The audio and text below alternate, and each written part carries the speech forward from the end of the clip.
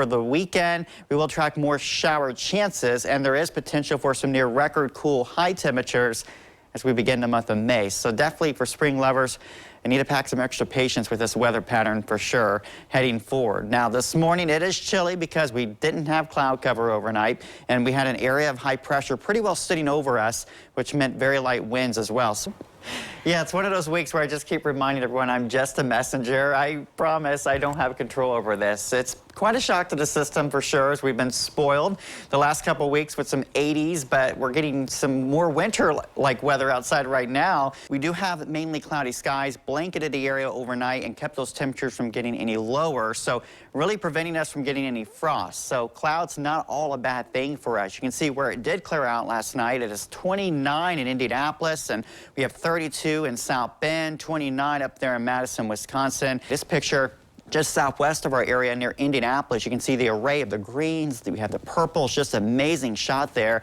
I would love to see any pictures. If anyone did manage to get a glimpse of the northern lights with any breaks in the clouds, again, you can send those over to my Facebook page. But again, overall clouds prevailed last night. And what is prevailing as we move forward is a temperature pattern that's, for a lot of you, I'm sure, just a little too cool for comfort here. As we look at the jet stream pattern, we've got that trough in place. We've got this upper low that sits near Lake Superior, and things are just kind of stuck right now. We've got this blocking high that sits over eastern Canada. Very warm, very breezy conditions will start to develop here, and as we make our way into Wednesday. Again, tomorrow's the day we're watching very closely. The atmosphere looks to be primed for severe weather, and the cold front moving in will be the trigger to produce thunderstorms. We start to see an increase in activity later tomorrow morning, midday, early afternoon. We start to see some scattered thunderstorms, and the more discrete these cells are, in other words, that they're kind of more individual cells versus a one line of storms, those individual cells have a greater chance to spin. Good afternoon, everyone. We continue to track a line of storms with mainly a strong wind threat as it tracks west to east very quickly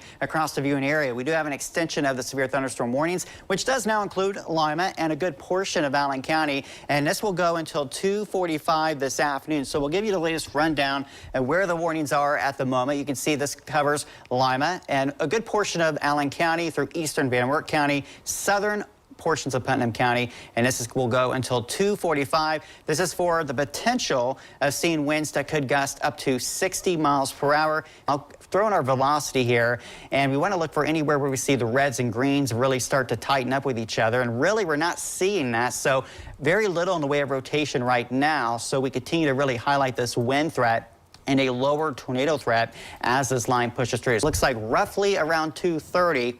So in about a half hour, we will see that line move through. And again, that's where we see the possibility of winds gusting up to 60 miles an hour. And for Ada, it's a little closer to about 2:45 for you guys over there in western Hardin County. It's important that you get a warning in the first place, especially at home in the middle of the night.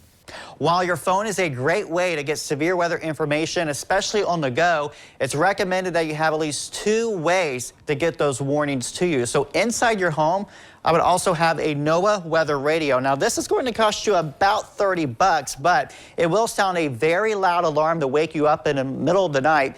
And if you lose power, don't worry, it actually comes with a battery backup here, so we'll keep the radio powered to keep you safe if you do lose electricity, and they are also very easy to program as well. Meteorologist Nathan Kitchens tested just how fast it heats up inside. All right, I just shut off the news vehicle. The temperature in here is currently a pleasant 78 degrees. Outside, it's about 86. We have full sunshine. I'm parked in the full sun, and we'll see how fast the temperature warms inside. In just a matter of 13 minutes parked in the direct sun, our news vehicle temperature went from a pleasant 78 degrees to now reading around 105. And as you can see, I am certainly sweating. I left the thermometer sitting in our parked vehicle for another hour, and you can see our temperature on our thermometer only goes to 120. And you can see that needle is peaking over 120 degrees. Grab some rain gear because I think we'll have some very light showers moving in. Not much in the way of thunder chances because our atmosphere is relatively stable, so that's good. But a few light showers are possible this evening, so keep that in mind for any outdoor plans. Hopefully it won't be heavy enough to really impact those plans too much. And then overnight tonight, some scattered showers.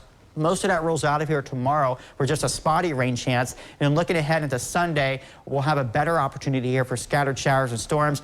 Not a lot of movement with these showers, so where we get that rain to really develop on Sunday, could not rule out some localized heavy rain. But the totals will be widely varied with this system, much like we've seen with the past couple of systems here, but some localized heavy rain. It's going to be a possibility on Sunday. Looking at your 7-day forecast heading into next week, those temperatures are going to really heat up behind the system. We're looking at a couple of 90-degree days Tuesday and Wednesday. So, boy, going into late July, we are not lacking when it comes to the heat. It'll be nice to get some of that rain, even though it is over the weekend. Yeah, fingers crossed. I know it's the weekend, but yeah, it will be nice to get some of that rain. All right, for thanks, sure. Nathan. Really, it looks like every day next week, we're just stuck in a very humid atmosphere. So get ready. The tropics are coming back to Ohio. We've got some tropical-like weather moving forward. And boy, couldn't we use the rain. We're still lacking there. A lot of brown grass, and I think the farmers will be very happy to get some rain. We've got kind of two windows of better chances of rain. This is very notable. 8 of the last 11 Decembers here have been warmer than average with our temperatures. And snowfall, well, that's been less than impressive too. We've had only a 1/10 inch last year in December, and you have to go all the way back to 2017. That's the last December we had that actually had a notable amount of snow that was above normal. So we call this a flash freeze because we're going to have about a 1/10 inch of rain, and the temperatures are going to fall so quickly that it's not going to have the window of time to, dry up or anything. So that likely is going to lead to an icy layer on many roadways. No major storm systems, mainly dry, a few peaks of sunshine. But look at those temperatures at or above 40 from Monday all the way through Friday. I think people will like that forecast. Yeah, snow lovers like me, we're kind of upset, but hey, really. we can travel and not have to worry about any snow That is slowing true. us down. So. Traveling's a lot easier. All right, thanks, Nathan.